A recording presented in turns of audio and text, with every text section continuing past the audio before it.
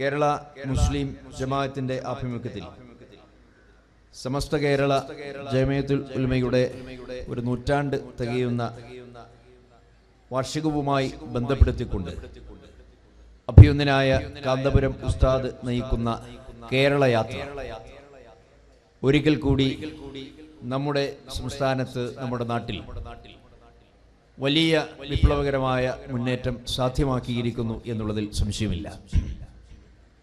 അഭിനന്ദനായ കാന്തപുരം ഉസ്താദ് ഒരു യാത്രയുമായി നമ്മുടെ നാട്ടിൽ എത്തിച്ചേരുമ്പോൾ ഈ വിധത്തിൽ അതിൽ പങ്കെടുക്കാനും രണ്ടു വാക്കു സംസാരിക്കുവാനും ലഭിച്ചത് എളിയവനായ എന്നെ സംബന്ധിച്ചിടത്തോളം മഹാഭാഗ്യമായി ഞാൻ കരുതുകയാണ്.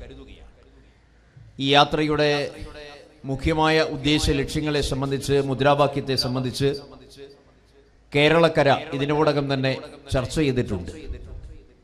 നമ്മുടെ നാടും അതിനനുസരിച്ച് പരുവപ്പെട്ടിരിക്കുകയാണ്.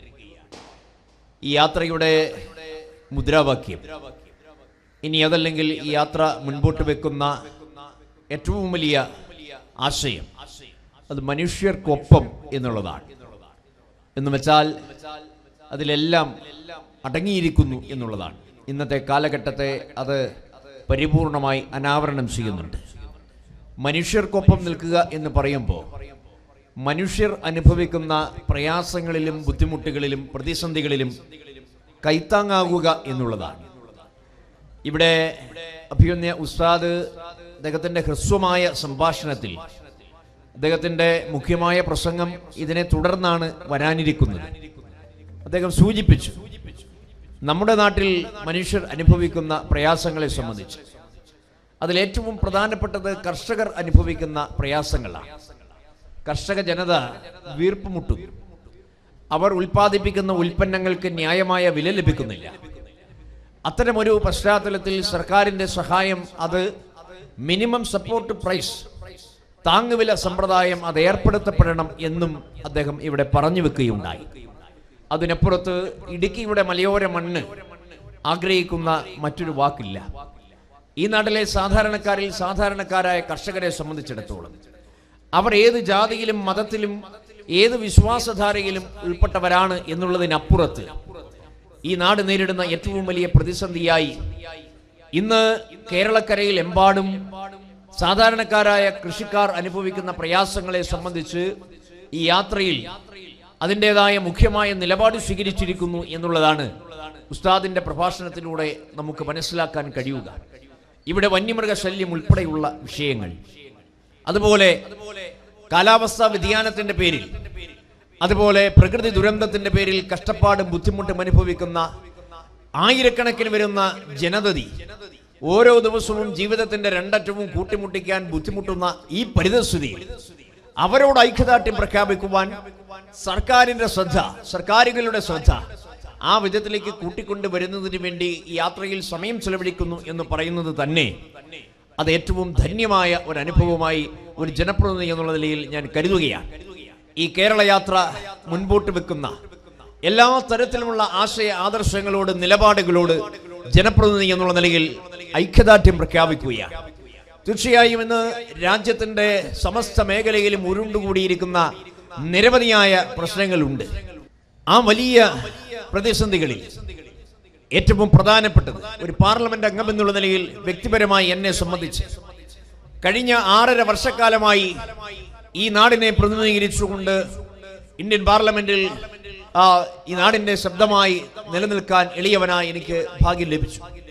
തീർച്ചയായും ഇന്ന് രാജ്യം നേരിടുന്ന ഏറ്റവും വലിയ പ്രശ്നം മതേതരത്വത്തിന് നേരെയുള്ള വെല്ലുവിളിയാണ്, ജനാധിപത്യത്തിന് നേരെയുള്ള കടന്നുകയറ്റമാണ്. ഇവ രണ്ടും തകർന്നാൽ ഇന്ത്യ എന്ന് പറയുന്ന ഈ മഹത്തായ രാജ്യം അത്യപകടകരമാകുന്ന അവസ്ഥയിലേക്ക് എത്തിപ്പെടും എന്നുള്ളതിൽ യാതൊരു സംശയവുമില്ല. രാജ്യത്തിന്റെ രാഷ്ട്രപിതാവ് മഹാത്മാഗാന്ധിയെ സംബന്ധിച്ചിടത്തോളം ഈ രാജ്യത്തെ ഹൈന്ദവനും മുസൽമാനും സിഖുകാരനും പാഴ്സിയും ഒരു മാലയിൽ കോർത്ത മുത്തുമണികളെ പോലെ ഒരുമിച്ച് ജീവിക്കണം എന്ന നിലപാട് സ്വീകരിച്ചതിന്റെ പേരിൽ മതഭ്രാന്തന്മാർ കൊല ചെയ്ത, അല്ലെങ്കിൽ ഈ രാജ്യത്തിന് വേണ്ടി രക്തസാക്ഷിയായ മഹത് വ്യക്തിത്വമാണ് മഹാത്മാഗാന്ധി. ആ ധീര രക്തസാക്ഷിത്വത്തിന്റെ കരുത്തിലാണ് ഈ രാജ്യം പിന്നീട് കരുപിടിപ്പിക്കപ്പെടുന്നത്. ഇന്ത്യൻ മതേതരത്വത്തിന്റെ കാതൽ ഇന്ത്യൻ മതേതരത്വം മുൻപോട്ട് വെക്കുന്ന ആശയാദർശങ്ങളെല്ലാം മഹാത്മാഗാന്ധി സ്വന്തം രക്തം ചിന്തി സംരക്ഷിച്ച് നിലനിർത്തുകയായിരുന്നു എന്നുള്ളതാണ് യഥാർത്ഥമായിട്ടുള്ള സത്യം. ഇന്ന് രാജ്യത്തിന്റെ വിവിധ മേഖലകളിൽ ന്യൂനപക്ഷ സമൂഹങ്ങൾ അത് ഏതു തരത്തിലാണെങ്കിലും, അത് ഉത്തരേന്ത്യൻ സംസ്ഥാനങ്ങളിൽ വിശേഷിച്ചും പല പല മേഖലകളിൽ ഏറ്റവും കൊടിയ നിലയിൽ മുസ്ലിം ജനവിഭാഗങ്ങളാണ് എങ്കിൽ, അത് വടക്കുകിഴക്കൻ സംസ്ഥാനങ്ങളിലേക്കും മറ്റു പല പ്രദേശങ്ങളിലേക്കും പോകുമ്പോൾ, മണിപ്പൂർ ഉൾപ്പെടെയുള്ള സ്ഥിതിവിശേഷങ്ങൾ നമ്മൾ കാണുമ്പോൾ അവിടെ ക്രിസ്ത്യൻ ന്യൂനപക്ഷമാണ് ഏറ്റവും വലിയതായ പീഡനങ്ങൾക്ക് ഇരയാക്കപ്പെടുന്നത് എന്ന് വേണ്ട. ഓരോ പ്രദേശങ്ങളിൽ ഏതെല്ലാം മേഖലയിലുള്ള ന്യൂനപക്ഷ സമൂഹങ്ങളുണ്ടോ അവരെല്ലാം വലിയ ഭയാശങ്കയിലാണ്, വലിയ ബുദ്ധിമുട്ടിലാണ്. ഭരണകൂട ഭീകരത അതിൻ്റെതായ തരത്തിൽ ഈ ന്യൂനപക്ഷ വിഭാഗങ്ങളെയെല്ലാം തമസ്കരിക്കുന്നതിന് വേണ്ടിയിട്ടുള്ള പ്രവർത്തനങ്ങളുമായി മുൻപോട്ട് പോകുന്നു എന്നുള്ളത് വർത്തമാനകാല ഇന്ത്യ നേരിടുന്ന ഏറ്റവും വലിയതായ ഒരു പ്രതിസന്ധിയാണ്. അത്തരമൊരു പശ്ചാത്തലത്തിൽ ഇന്ത്യ എന്ന ഈ മഹത്തായ രാജ്യം നിലനിൽക്കണമെങ്കിൽ മതേതരത്വം സംരക്ഷിക്കപ്പെടണം എന്നുള്ള ആശയാദർശങ്ങളുമായി ഇന്ത്യയിലെ പ്രതിപക്ഷ രാഷ്ട്രീയ പ്രസ്ഥാനങ്ങൾ നടത്തുന്ന ഉജ്ജ്വലമായ പോരാട്ടത്തിനോടൊപ്പം നിലനിൽക്കുവാൻ എളിയവനായി എനിക്ക് ലഭിച്ച ഭാഗ്യം ഞാൻ ഈ അവസരത്തിൽ ഇവിടെ സ്മരിക്കുകയാണ്. ഇന്ത്യയുടെ രാഷ്ട്രീയ പരിസരം ഈ വിധത്തിലുള്ള വലിയ വലിയ പ്രതിസന്ധികളിൽ ഈ രാജ്യത്തെ ജനതയോട് എല്ലാ വിധത്തിലുമുള്ള ഭരണഘടനാ മൂല്യങ്ങൾ സംരക്ഷിക്കുന്നതിന് വേണ്ടിയിട്ടുള്ള ഓരോ അവസരങ്ങളും പ്രയോജനപ്പെടുത്തണം എന്നാവശ്യപ്പെടുകയാണ്. അത് ലഭ്യമാകുന്ന അവസരങ്ങളിലെല്ലാം പ്രയോജനപ്പെടുത്തുന്നതിന് വേണ്ടി നമ്മളാലാകുന്ന വിധത്തിലുള്ള പരിശ്രമം നടത്തുക എന്നുള്ളതാണ്. ഞങ്ങളെപ്പോലെയുള്ള ജനപ്രതിനിധികൾ ലഭ്യമാകുന്ന അവസരങ്ങളിലെല്ലാം അതിന് വേണ്ടിയിട്ടുള്ള സമയം ചെലവഴിക്കാൻ പരമാവധി പരിശ്രമിക്കുന്നു എന്നുകൂടി ഈ അവസരത്തിൽ സൂചിപ്പിക്കുകയാണ്. പക്ഷേ അതിനപ്പുറത്ത് ഈ പ്രതിസന്ധി അവിടെ അവസാനിച്ചിട്ടുമില്ല എന്നുള്ളത് തന്നെയാണ് ഇന്നിന്റെ രാഷ്ട്രീയ സംഭവ വികാസങ്ങൾ എന്ന് സൂചിപ്പിക്കാതെ വയ്യ. അപ്പോൾ ഇതുപോലെയുള്ള വലിയതായ പോരാട്ടങ്ങൾ, ഈ കേരള യാത്ര പോലെ അഭിമന്യ ഉസ്താദ് നടത്തുന്നതായിട്ടുള്ള വലിയ വലിയ ഇടപെടലുകൾ, അതെല്ലാം ഇതിനെതിരായി ആരെല്ലാം നിലപാട് സ്വീകരിക്കുന്നുവോ അവർക്കുള്ള വലിയ താക്കീതാണ് എന്ന് കൂടി സൂചിപ്പിക്കാൻ ഞാൻ ആഗ്രഹിക്കുകയാണ്. ഇവിടെ മതവും ജാതിയും വ്യത്യസ്തമായ വീക്ഷണങ്ങളും അതെല്ലാം ഒരുപക്ഷെ ഭരണഘടനാപരമായി നമ്മുടെ എല്ലാവരുടെയും അവകാശങ്ങളെ അത് അതിൻ്റെതായ തരത്തിൽ തന്നെ പരിപാലിക്കുക തന്നെ വേണം എന്നുള്ളതിൽ രണ്ടാമതൊരു അഭിപ്രായത്തിന് വിലയില്ല. ഇവിടെ അതിനുവേണ്ടി നമ്മൾ നിലപാട് സ്വീകരിക്കുന്നു. എല്ലാവരുടെയും അവകാശാധികാരങ്ങൾ സംരക്ഷിക്കപ്പെടണം. ഭൂരിപക്ഷമെന്നോ ന്യൂനപക്ഷമെന്നോ ഇല്ല. ഇവിടെ അഭിമന്യ ഉസ്താദ് മുൻപോട്ട് വെക്കുന്ന ഏറ്റവും വലിയ ആശയം, ഇവിടെ സ്വന്തം പ്രവൃത്തി, സ്വന്തം നിലപാട്, സത്യത്തിൽ തൊടുപുഴക്കാരായ നമ്മളെ സംബന്ധിച്ചിടത്തോളം ഈ നാട്ടിലെ മുഴുവൻ ആളുകൾക്കും അറിയാവുന്ന വിഷയമാണ് നിമിഷപ്രിയ എന്നുള്ള ഒരു സഹോദരി നേരിടുന്ന വലിയ തരത്തിലുള്ള പ്രശ്നം. അവരുടെ ജീവിതം ഇനി എങ്ങോട്ട്, അതിനി മുൻപോട്ടുണ്ടോ, ഇനിയല്ല അത് എവിടെ, എത്ര നാൾ അത് അവസാനിക്കുന്നതിന് മുൻപ് എന്നുള്ള ഒരു ചോദ്യചിഹ്നവുമായി യമൻ ജയിലിൽ കഴിയുന്ന നമ്മുടെ സഹോദരി ഈ തൊടുപുഴയുടെ തൊട്ടപ്പുറത്താണ്, നമ്മുടെ അയൽവാസിയാണ്, ഈ നാട്ടുകാരിയാണ്. അപ്പോ ഈ വിധത്തിലുള്ള വലിയ പ്രയാസമുണ്ടായപ്പോൾ ഭരണകൂടങ്ങൾ പോലും ഇനി എന്തു ചെയ്യും എന്ന് പകച്ചു നിൽക്കുന്ന ഒരവസരത്തിൽ യമനിലെ പ്രത്യേകമായിട്ടുള്ള രാഷ്ട്രീയ സാമൂഹിക പശ്ചാത്തലത്തിൽ അവിടെ ഒരു പ്രാദേശിക തലത്തിലുള്ള ഇടപെടൽ നടത്താൻ ഇന്ത്യ ഗവൺമെന്റിന് പോലും പ്രയാസം അനുഭവിച്ചതായ ഒരു കാലഘട്ടത്തിൽ ഉസ്താദിന്റെ ഇടപെടൽ ഒരു കുടുംബത്തെ എന്നല്ല, ഒരു നാടിനെ, കേരളക്കരയെ ചേർത്തു നിർത്തുന്ന വിധത്തിലായിരുന്നു എന്നുള്ളത് അതിനപ്പുറത്ത് മഹനീയമായ മറ്റെന്താണ് ഉള്ളത് എന്നുള്ളതാണ് നമ്മളെയെല്ലാം സംബന്ധിച്ചിടത്തോളം ഈ അവസരത്തിൽ പ്രത്യേകമായി ഓർക്കേണ്ടത്. അവിടെ ജാതി മതമല്ല പ്രശ്നം.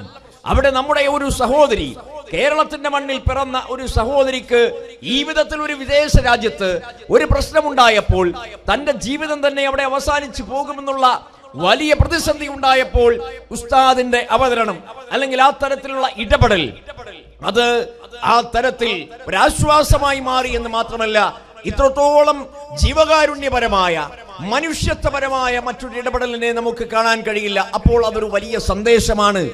എല്ലാവരെയും കരുതുന്ന, എല്ലാവരെയും ചേർത്തു നിർത്തുന്ന, എല്ലാവരുടെയും അവകാശാധികാരങ്ങൾ സംരക്ഷിക്കുന്ന, വിശ്വമാനവികതയ്ക്ക് വേണ്ടി നിലപാട് സ്വീകരിക്കുന്ന, അവരെ ചേർത്തു നിർത്തുന്ന വലിയ പ്രത്യയശാസ്ത്രത്തിന്റെ ഉച്ചസ്ഥായിയിലുള്ള പ്രഘോഷണമായിരുന്നു അവിടെയെല്ലാം നമുക്ക് കാണാൻ കഴിഞ്ഞത്. തീർച്ചയായും ആ തരത്തിൽ എല്ലാവരെയും ഒരുമിപ്പിച്ചു ചേർക്കാൻ, എല്ലാവരെയും ചേർത്തു നിർത്തിക്കൊണ്ട് മുൻപോട്ട് പോകാൻ, മതേതര ആശയങ്ങൾക്ക് കൂടുതൽ കരുത്തു പകരാൻ ഈ യാത്ര ഉപകരിക്കുമെന്നുള്ള കാര്യത്തിൽ സംശയവുമില്ല. ഇതിനു മുൻപ് കഴിഞ്ഞ കാലഘട്ടങ്ങളിൽ ഈ നാട്ടിലൂടെ നടത്തിയതായ കേരള യാത്രയും ഇതേ വിധത്തിൽ തന്നെ 2012-13 കാലയളവിൽ ഇതേ വിധത്തിൽ തന്നെയുള്ള ആശയപരമായ നിലപാടുകളുമായിട്ടാണ് ഉസ്താദ് കടന്നുപോയത് എന്നുള്ളത് ഈ അവസരത്തിൽ പ്രത്യേകമായി സ്മരിക്കുകയാണ്. ജനാധിപത്യപരമായ അവകാശങ്ങൾ അതിനെ തമസ്കരിക്കുന്ന വിധത്തിൽ, പൗരന്റെ പൗരാവകാശത്തെ ഇല്ലായ്മപ്പെടുത്തുന്ന വിധത്തിൽ, ഒരുപക്ഷെ ഈ രാജ്യത്തു ജന്മമെടുത്ത മുഴുവൻ ആളുകൾക്കും ഈ രാജ്യത്ത് ജീവിക്കാൻ മറ്റാരുടെയും ഒരു തരത്തിലുമുള്ള പ്രത്യേകമായ ഒരു